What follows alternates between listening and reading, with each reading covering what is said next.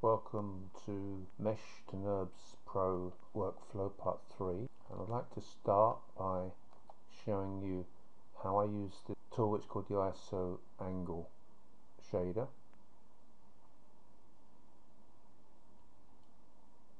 And this is very realistic representation of what the highlights are going to be doing on your surface. You can pick these manipulators like so and like so,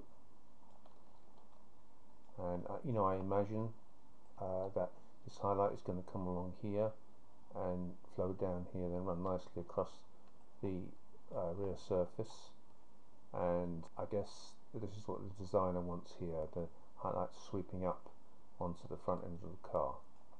Now the next thing I want to talk about is that in the last video we used a different method for forming this surface. We used a draft surface and we aligned it to a fit curve here.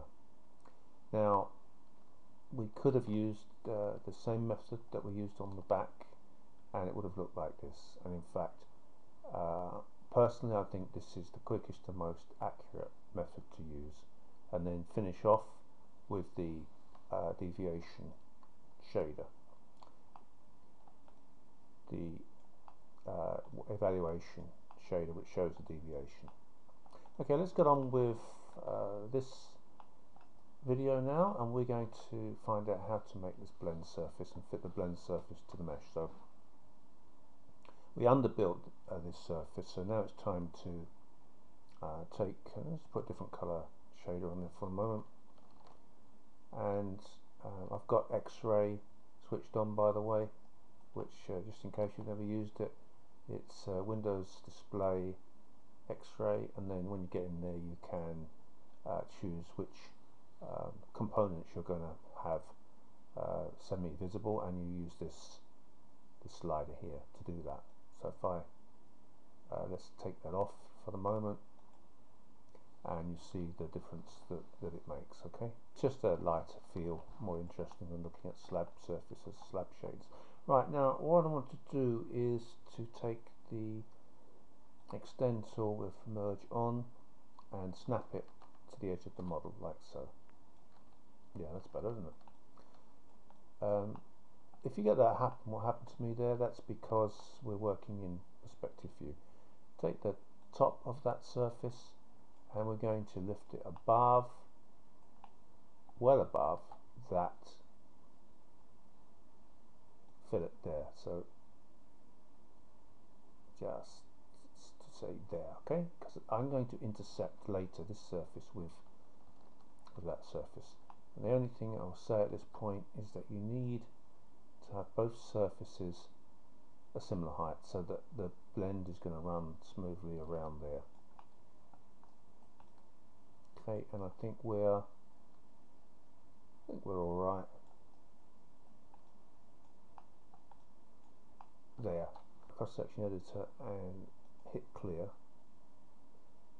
and get rid of all that information we don't need, and switch off TVs, start building out. We'll leave that on, it looks nice, doesn't it?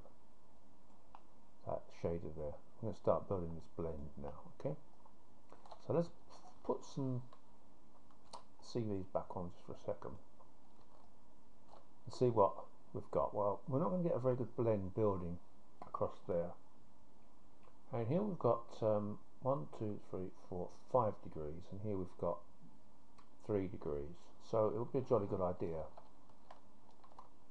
to change the degree here. So we go to the V direction, so that's, well, here we change it to 5 degrees, and that should then give us a nice blend initially at least.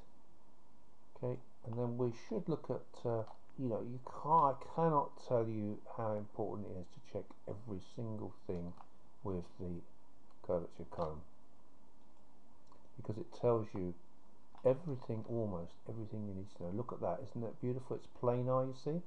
That's what I wanted to know about, because if it's not planar, it's going to create havoc with your freeform blend. And that, you see this wonderful acceleration here and here. It looks like they're playing in the same ballpark, doesn't it? And that's what it's all about. So we can delete locators now, and we can turn off our V's, save the model. Let's go for freeform blend.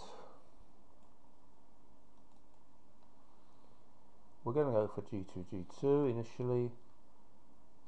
The shape wants to be 8 and 8, which is the default, and multiple surfaces, Bezier, explicit control, and 7 degree. That should be what we're looking for.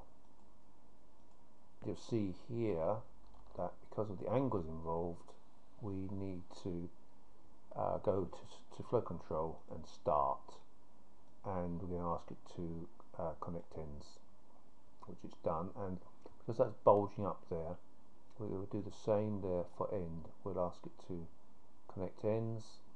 Still doing the same. Let's try edge align. Yeah, that's better. And we'll try edge align here as well, and that's better, isn't it? So that's what I wanted. So I think that's you know, not too bad. It's a good place to start from.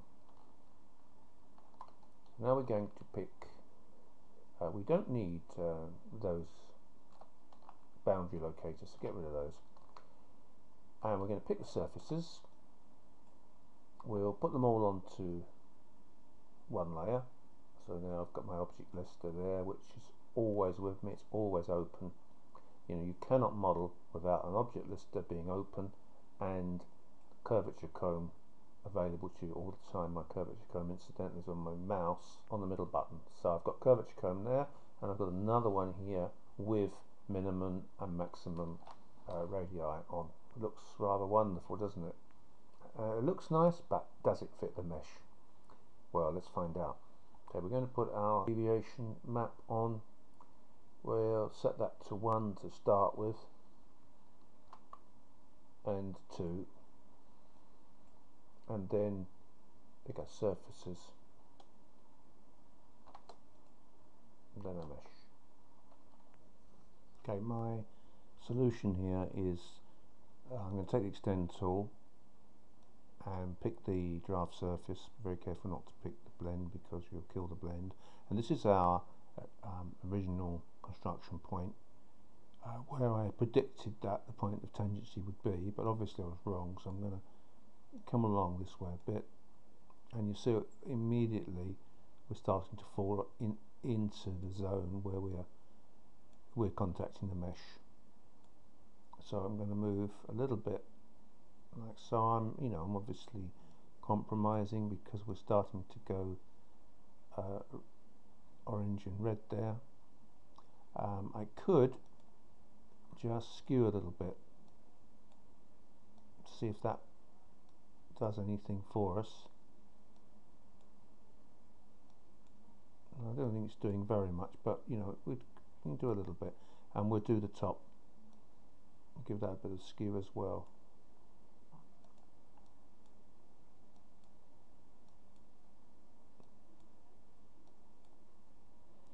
And that is helping a little bit.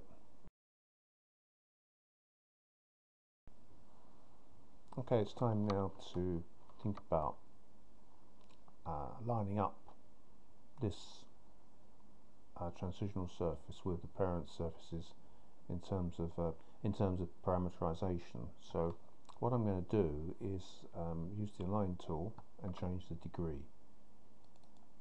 So take align tool, curvature, edge align, pick the blend surface. Now this gives us an opportunity to change the surface degree, so I'm going to change it to degree 5 so that it aligns with this hull, and then in this direction I'm going to change it to degree 6 so that we get an additional CV hull to adjust. And then having done that, we're going to align this side as well. So align the blend, what was the blend surface, to the parent surface there.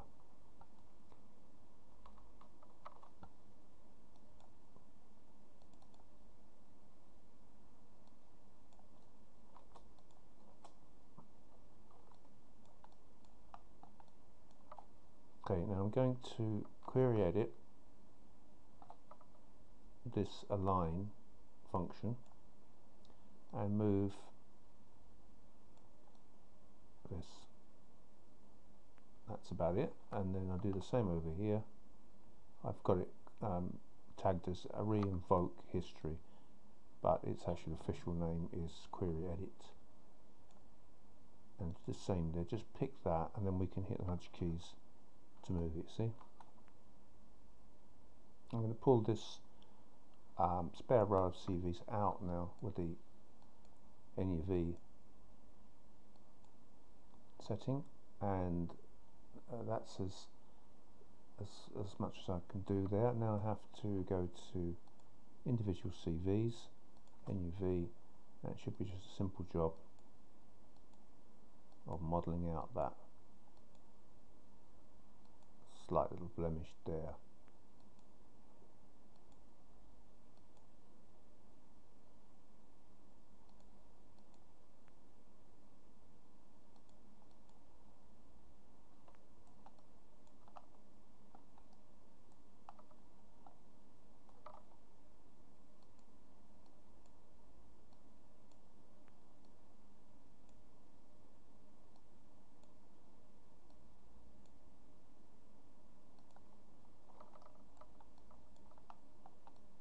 Okay, I think that's it.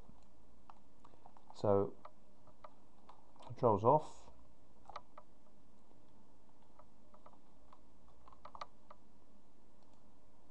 Take the shading off. We'll go over to our lister now.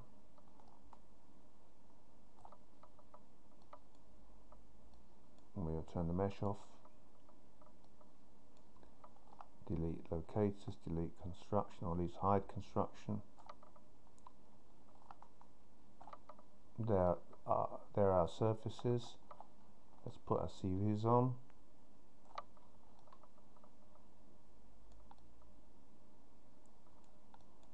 The CVs look very, very nice.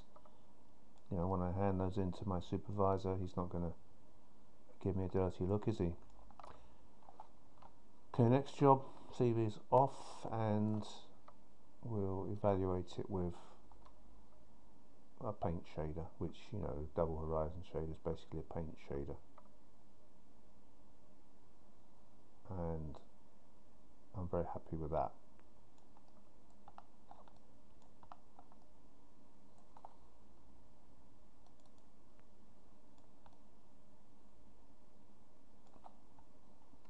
So I think we have good highlights there. You know, it's a good blend, and I'm very happy with that. So I think that we have nice highlights there. You know, you can't see anything untoward happening at the boundaries. Completely smooth transition. It's a nice highlight running through there. Okay, we're looking at the surface set now then with multicolored shader on and Hall reflection, and we can see how the highlights work there, and everything is looking as it should do. You know, there's nothing there that you could say, oh my god, there's a wobble there, or I mean, look at this highlight here, runs beautifully through there, and beautifully down there through that corner, and look at this wonderful, you know, G3